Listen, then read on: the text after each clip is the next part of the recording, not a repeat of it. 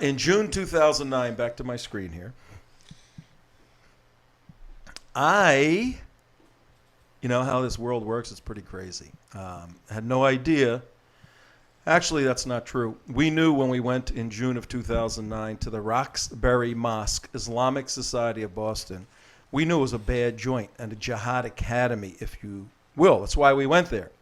I was asked to come. I went to Boston to protest the opening of Islamic Society of Boston's newest jihad headquarters, the Roxbury Mosque. And I went there, and on a very interesting little trip, we'll show you the videos over the next 4 days. And we're doing this on two levels. One, to show you the factual information, and that we hit it out of the park 4 years ago, predicting number 4, video number 4, which you'll see Friday, is entitled The Demise of Boston. We predicted that this type of activity would occur. And so we're going to show you the 4 videos, but we're going to do it in the context of working with an organization called Americans for Peace and Tolerance. If you can come... Is that the same guy we did this special with, Tom? The person who... Exactly. Charles Jacobs. If you can come back to my screen right here. Charles and Ilya, his assistant and researcher, they started an organization 5-6 years ago, Americans for Peace and Tolerance. Everyone, we want you to go to this website. This is the most informative, the most detailed, the most factual, the most helpful website, understanding what the heck is going on in Boston with the jihadis all over the place.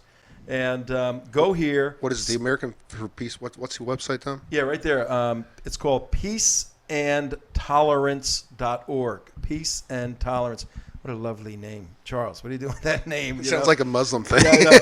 Peace and Tolerance. Americans for Peace and Tolerance. But that's our brother, Charles Jacobs.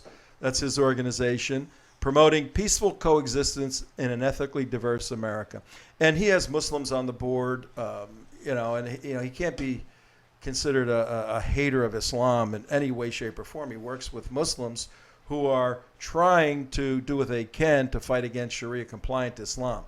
But in 2009, Charles asked myself, Frank Gaffney, a few others, come to Boston and protest the opening of the Boston Mosque.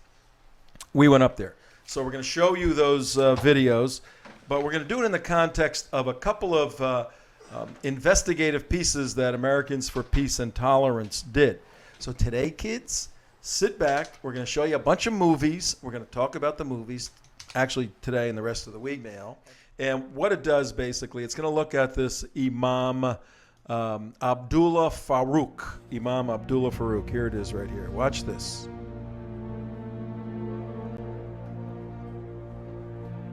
Grab onto the shovel, grab onto the gun and the sword. Don't be afraid. This is to Imam step out Farooq into this world speaking. and do your job. This is Imam Abdullah Farooq in his sermon urging congregants to grab onto the gun and the sword.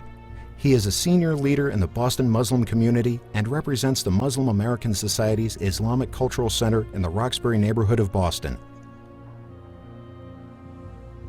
It's called the Islamic Society of Boston Cultural Center. 2004, when it's when it was complete, being it will built. be the largest mosque in the Northeast. The Fox Undercover investigation has documented that 2004. several of its leaders, past and present, do have ties to Islamic terrorism. 2004, 9 The years center's ago. founder, Watch this. Abdul Rahman Alamoudi, is currently serving a 23-year term in federal prison for an al-Qaeda terror plot. This is the guy that found it. One of its former trustees, Yusuf Qaradawi, urges his followers to exterminate Jews and kill homosexuals. All right, hold it. Freeze that for a second. One of its current trustees. He is the founder of the Islamic Society of Boston. Get this through your heads, folks. What he believes is not a radical or extremist view of Islam. It's Islam. He is a good Muslim, no? He is a good Muslim and a very bad Westerner. American. All right, keep rolling. Oh, wait, Qaradari. Oh, this could take, we can do this for a year. This is so good.